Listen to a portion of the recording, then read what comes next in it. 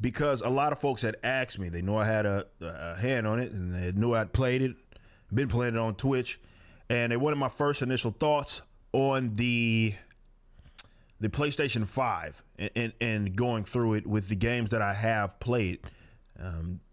I always say with things like this, it's always an ongoing review. It should be like this with games too. A lot of people don't take that into consideration. Everybody wants an initial review, and some things require time to mess around with it. So if you're going to review it, it almost makes more sense to break it up in segments. So if you have an initial review and then maybe do a 3-month review, maybe a year, it just depends on what the product is, because it's so much. It's not that easy to gauge something when you just have a day or a couple of days with it, and then you try to dictate the long-term effort of whatever product it is that you're consuming. I don't think that's necessarily honest. So I will give an initial, my initial thoughts on playing the PlayStation 5. And a lot of games that mainly the main game that I have been playing is the game that I know I'm not going to play as much on stream until my bros get the damn PlayStation 5, and that's NBA 2K21. And the thing that I feel like is a great way to kind of talk about the overall performance of a PlayStation 5 is the reason why I think that game is particularly a good one is because they came out with a current gen version of it just not too long ago, so you can always compare and contrast. But also just the nature of that kind of game, it has those elements of different aspects of why people get into gaming. Some people are competitive like me, some people are casual, and some people are in between. You know, it just depends on how they're feeling. So with my experience in playing NBA 2K and usually playing or just playing around with the PS5 in general, first and foremost is the load times. Now, you probably know that they made a big deal out of the load times for the PlayStation 5, as well as the next generations consoles and the Xbox and what have you, because of the SSD and the load times. Everybody looked at that or they talked about that a lot. But trust me, it still feels like, and I say this as a guy that not only owns the PlayStation 5, but I played the mess out of it over the course of the weekend. And to say that it is like the load time is a big deal, that's an understatement. That is an understatement, because when you play it and then you had definitely previously played other generations of the same game, it is night and day, and it gives you a glimpse of what the future is going to be as the devs are able to take advantage of the upgrade. For those of you guys that play NBA 2K21 or in any NBA 2K, and you've played around with the park, every single, or park or anything, Jordan Reg, didn't matter. Every single thing, you're creating your player, everything was a loading screen, and it was a pain in the rear, right? You load in, you try to go to the Pro-Am, gotta load in there. You try to go to the park, gotta load in there. When I say this is instantaneous, it is almost freaky how fast I am able to go from playing a game, let's say my career game, and then jumping into, after the game is over, and jumping into the city. We're talking like 5 seconds at most, and I'm already in the park, aka the city, which is what it's called next gen. Or I needed to jump in. I saved and quit, meaning that I was in the middle of a game and I jumped out, needed to go do something or something, visited another game or whatever it is. Came back, loaded right back into the game, and I was messing around with it this morning, because for those of you that play 2K, you know that sometimes there are these sort of in-game updates, and it'll be a notification that won't go away on your screen until you go back to the main menu, so they can push out that update. And I was like, oh man, okay. So I saved and quit, jumped out, did the update, jumped back in the game. That probably took me 10 seconds. I'm not even exaggerating. It probably took me 10 seconds to get to the update and back into the same game in the second quarter of whatever game that I was playing. It is incredible. And I can't understate that, because the first thing you notice as you're playing it, you're like, man, I am going to save so much time, or rather get more gameplay out of the time that I'm actually on the game, right? So the time that I'd be spending into that adds up over the course of the next years. The times that you would have been spending on a loading screen, you're not spending on a loading screen because you're already in the game. Like I said, it sounds like something small. We know they emphasized it, but when you play it and you have played previous generations, it is so noticeable, and it's exciting because you know that you're going to get more gameplay out of it, and more importantly, games are going to be way more ambitious in terms of what they can do. So the NBA 2K has this big city now. It's no longer just a park. It's a big city. It has all of these different set, and you can load in. Granted, it still has its server issues, and we'll get into that maybe for my actual NBA 2K review. But the load times and being able to jump in and out, where it was a pain, something happened, it was a hiccup in the server, you needed to switch parts or something like that, that's another 5-minute process because you're trying to load in and out. And now I'm like, all right, I close out, load right back in. Within 20 seconds of me closing the app, I'm back in the park, and it's that fast. It's very, it's freakishly fast, and it's one of the first things that you notice. As far as the UI, all of that stuff, I'm still getting used to that. I am still not really, because it has this level of like customization that the previous generation didn't have. It is more slick. It is more clean. Obviously, again, going back to the load, everything doesn't take 17 seconds to load. You press on the store, you're in the store. And if you need to get between games, you jump in between games. There's not a whole lot of hiccup between you moving left and right on the UI or loading into a particular application. There's not a lot of, it goes back to the load times. It's not that, it's like almost instantaneous.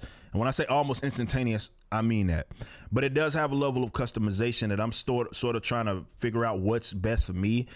For example, you used to be able to hold the PlayStation button and then close the app, or not necessarily close the app, or put the thing in rest mode. Because of how it's designed now, I have to kind of go an extra step to put the PlayStation into rest mode. And hopefully I can mess around with the kind of quick, because I believe if you push it twice, it does one thing. If you push it once, it does another. And I think if you push it once, if I'm not mistaken, I could be wrong. If somebody fact check me, that's fine. When you go into this little bottom bar, you can move left to right on it. I think you can edit that out. So if you want that to be okay, I want to be able to get to my sound quicker. I want, like I do, because I'm always messing around with my sound settings. Sometimes I play with a headset, sometimes I don't. Sometimes I'm running through the Rodecaster, or rather my interface, and I have to kind of mix that up. So I'm still messing around with that level of customization to be able to customize the app, because you can customize elements of the actual menu, if you will, and that's a very exciting thing. But of the games that I played, they look good. I think obviously to take advantage of how good they really look, you probably are going to need to upgrade your monitor. Do it now? I don't know, because there aren't many monitors. I don't think there's any. There's TVs, but I don't think there's any that take advantage of the HDMI 2.1. They haven't rolled many of those out, so you may can hold off until then. But if you do have a 4K HDR, I mean, you're playing 4K HDR games that have that capability, then yeah, it looks about as good as you can anticipate. Miles Morales Spdier-Man, we did play it. It looks pretty good. But I'm less of a graphics guy than most people are. What I look for is, okay, how is the hardware? How is the hardware going to enhance the gameplay experience? That's more so what I look at it from, less about everything else and it looking good. Yes, that's a big deal for some people, and I totally understand that, but I'm more of gameplay, so is this game, how's the latency, the input lag? Definitely for people that like me that play competitively, I'm looking at little stuff like that. Are there any noticeable responsive issues or anything of that nature is what I'm more so looking for. Is it improved? When I press a button, do I see it? Depending on what game I play. 2K is another one. I think a lot of their responsiveness has less to do with the actual controller or the actual hardware of the system or anything like that. I think it has more to do with how the players move around, and in comparison to the previous generation of NBA 2Ks, because it is much improved in terms of how the characters move, like on the court. But I think that's more so of them kind of scrapping things and starting from scratch with the next gen, and less about what the hardware is. But that's what I'm looking for in the type of game. So speaking of hardware, the controller. The controller here, obviously, talked a lot about the haptics and the back buttons, the L2R2, and having that level of resistance. It is, I would say, a lot of normies are going to be excited about that, and I'm not using normies in an offensive way. A lot of folks like to play games casually and play it more interactive. I would argue a lot of consoles, if not most console owners, play games like that. And they look at something like that in which there's more direction, there's more slight vibration, there's more of the resistance thing, which is you feel in 2K if you're backing down stronger opponents, it'll go crazy. That isn't anything that I particularly care about, though. It is a decent element, and I'm wondering how that would transfer into maybe shooters.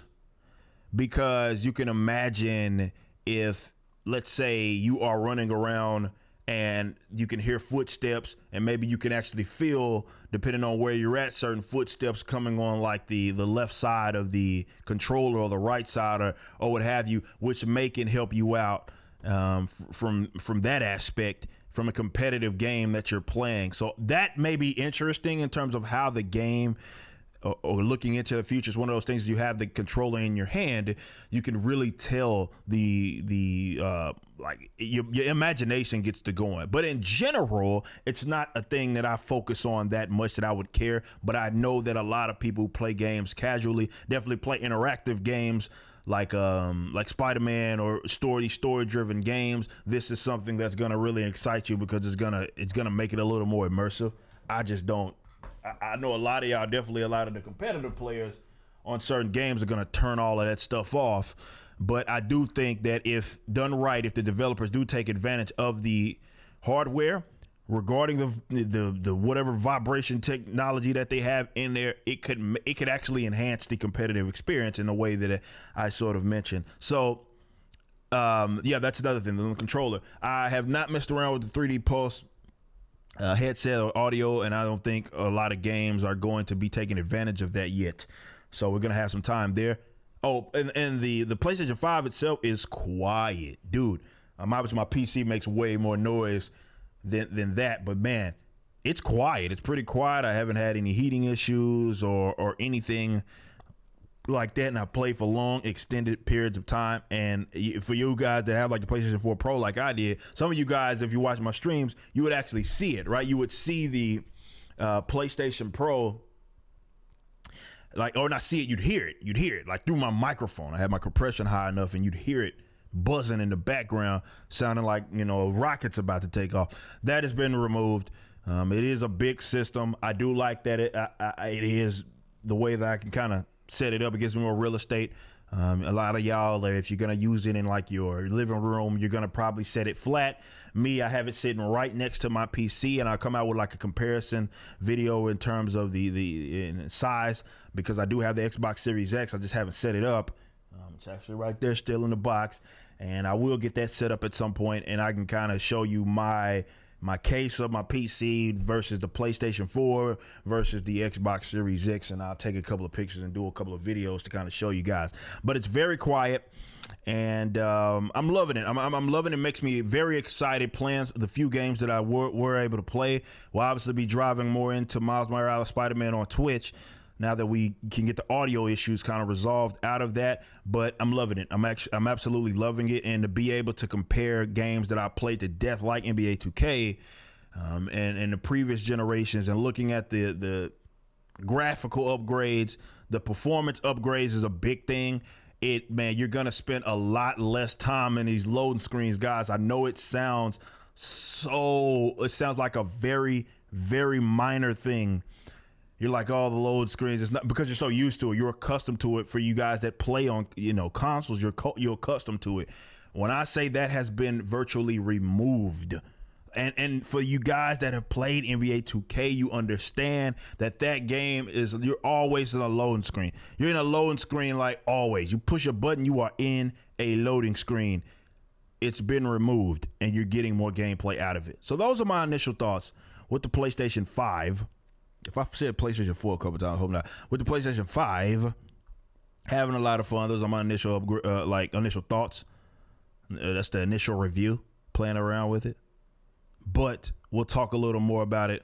More games come out. We play more games, more importantly, and we go extended periods of time. Because unfortunately, a lot of you guys are not going to be able to get these systems. I have bros that I'm so itching to play NBA 2K, Pro-Am, and Rec competitively with my set of 5, but only 2 of us were able to get a PlayStation 5. And it's so good luck getting them. Good luck getting them. And so I'll be giving you as many reviews. You can live through me. I'm going to give you as many reviews as I possibly can. And hopefully you guys can tune in to some of the streams and twitch.tv/YoungRooper59 and watch us play.